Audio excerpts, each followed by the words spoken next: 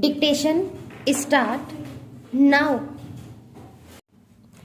I am here to welcome you all to this conference, which is the first of its kind. We have here many representatives from a large number of Asian countries, eminent demographers and experts from various other countries.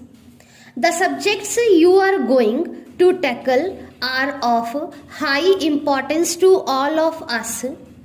Indeed, to the world at large, but more particularly to Asia, we are looking forward to this conference and the advice that all of you may give so that we can tackle these problems effectively. Our country has gone in for planning for economic and social growth, but it is obvious that planning depends on whom you plan, for how many people you plan for. Unless we have a fair idea of the population of a country as it is going to be, it is difficult to plan. Population growth becomes highly important not only for planning but for the social well-being of the country. We in India have been trying to tackle this problem as best as we could. I confess that we have not succeeded remarkably, and the growth of population in this big country is rather alarming. It is not merely a question of providing food for a growing population, although that is a primary consideration, but generally it is a question of providing the means of a good life, a healthy life for all the people who live in the country. We have thus to face a kind of race between the rate of economic growth and the rate at which population grows. Obviously, unless there is a marked difference between the two, there won't be much economic growth. As a population grows, it rather overwhelms the efforts we make towards economic growth. However much we may try, we as do try to increase the pace of economic growth. The fact of population growing even at a reduced pace comes in the way of any marked improvement. I would like to congratulate to and the associate organizations who gave convey this conference. The SCAFE at recently held a very successful conference here, I think, to discuss economic and trade matters. This brought together representatives of various countries in Asia and made them view the problem of this region in an integrated way. I believe very good work has been done, and I congratulate the authorities.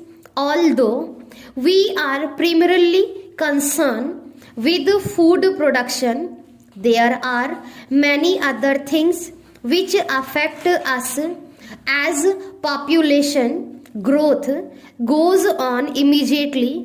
There is the question of schools, health measures and housing facilities, which have all to be increased very rapidly in order to come anywhere near the level we want. Therefore, apart from its political and economic aspects, it becomes a social problem of great magnitude.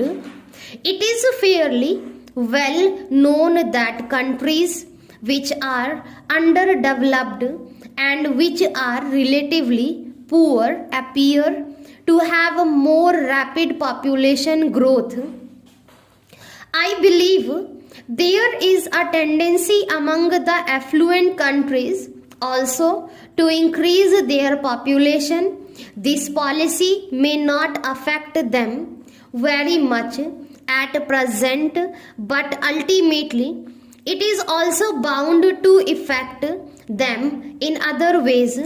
Anyhow, this is a problem of world importance because it will create all kinds of social conflicts and ultimately political conflicts and the like. Obviously, this cannot be left to take its own course because that course would bring tremendous difficulties.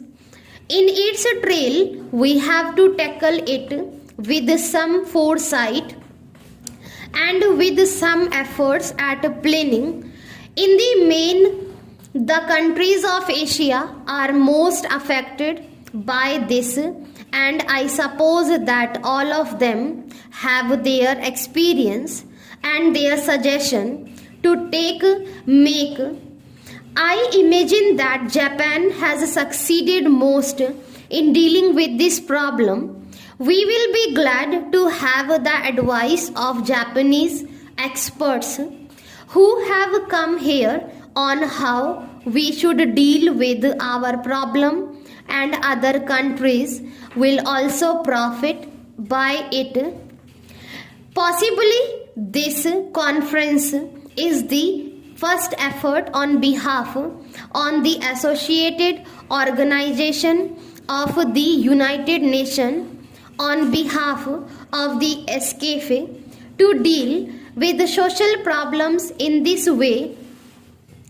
They have been dealing with economic problems and they brought to bear on them the combined experience and wisdom of the countries associated with them. Now the importance of social problem is being felt more and more. A new advance in this direction is being made by SCAFE. I think this is to be welcomed, but economic and social problems are so intimately connected that you cannot separate them. Therefore, I welcome particularly this conference, which will deal mainly with population growth and also other problems connected with it. After all, we are aiming at the social advancement of our people, and unless we advance as a whole, mere economic growth, which might be unbalanced, may not lead to the result we aim at. I trust therefore that this aspect of the problem should also be considered.